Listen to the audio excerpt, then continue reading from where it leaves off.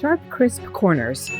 It's a small detail, sure, but it makes a huge difference. And it's especially impressive when it's done in a thick wool because the bulkiness makes it really hard to look good. It truly is a sign of craftsmanship. It's a sign of someone who takes pride in their work and knows the secret to creating the perfect corner. But what is this elusive secret?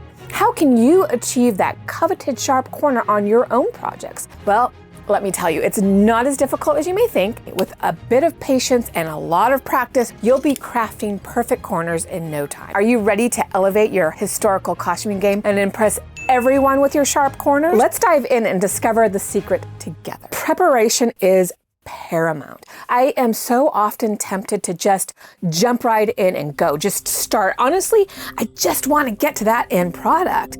I just want the thing. But I have learned that by skipping those steps, I often end up with problems down the line that take longer than if I had taken that extra time for a little preparation. And making beautiful corners is one of the times that taking that extra time really does pay off. The very first step of preparation is to mark those seam lines. It's much more accurate to match seam lines rather than cut edges. And with corners, precision is key. Marking seam lines provides this precision. And be especially clear at the join where the two seam lines meet. If you are working on a garment that requires interfacing or tapes, make sure to apply them now. Now, I'm not going to go over the particulars of facings and interfacings in this video because that's a subject that could cover several videos all on its own. And that brings us to our next principle, which is press for success.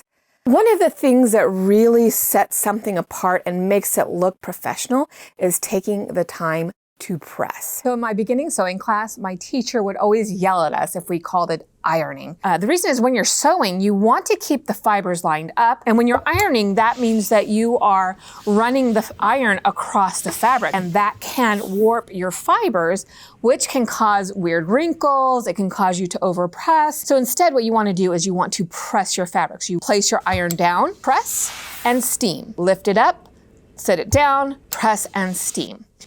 So this works because we have heat, pressure, and of course, steam. You want to give your items, your projects, as you're pressing in between every seam, you want to give it lots and lots of steamy love. It loves steamy love. It makes it behave. Principle 3, remove bulk. Bulk is the enemy of a well-tailored garment. So always eliminate it where you can. That means avoid a double fold at your edges. Some fabrics like this Melton won't fray, so I can leave the edge as is. But if you do have a fabric that might fray, either pink the edges or you could bind them with a thin fabric like silk taffeta. Just remember, the less bulk here, the better. Which means you'll need to grade and trim your seam allowances. I like to trim my seam allowances down to a very narrow 1/8 of an inch. And that brings us to principle number 4. There's a tool for that.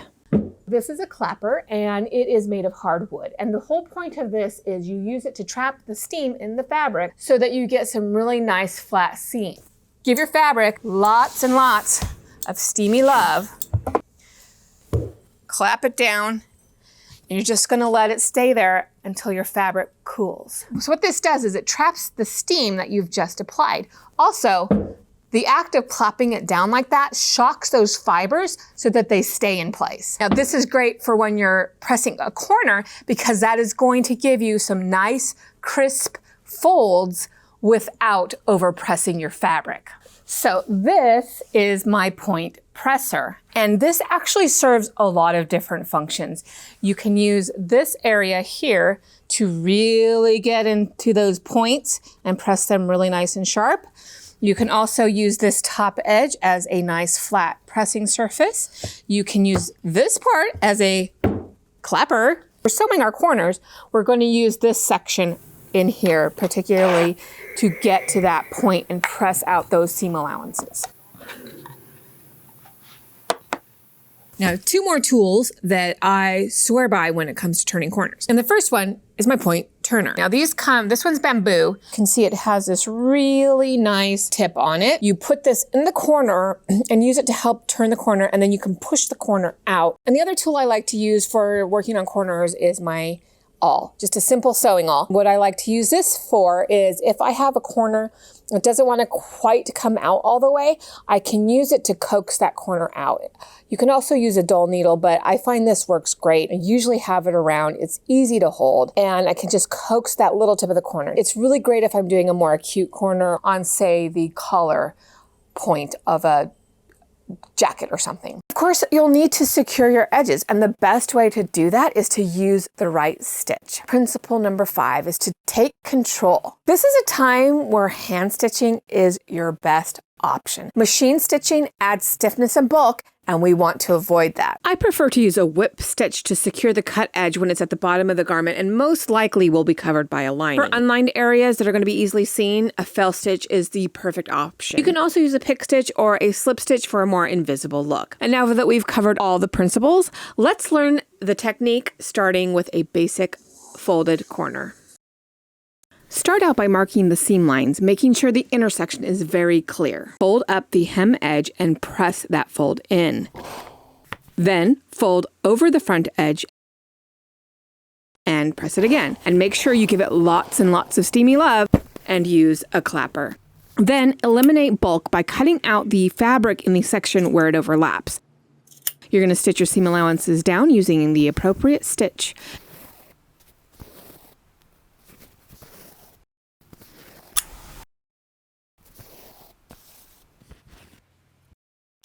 And you'll give it a final press.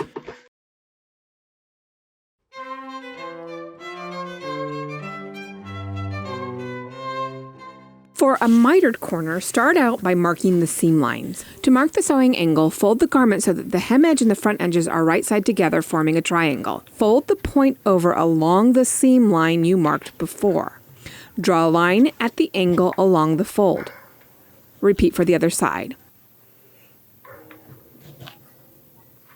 This is going to be your stitching line, but first, fold the hem and the front edge over along the seam lines and press the folds in. Then, with right sides together, stitch the angled line you marked earlier. This forms your miter. You can use a sewing machine or you can stitch by hand using a backstitch. Trim the seam allowance down to 1/8 of an inch and then snip the point off at an angle. Place the point over the point presser and press the seam allowance flat.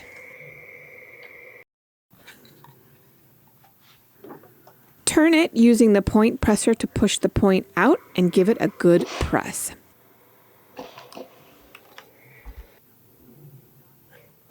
Next, you'll stitch the seam allowances down using the stitch of your choice.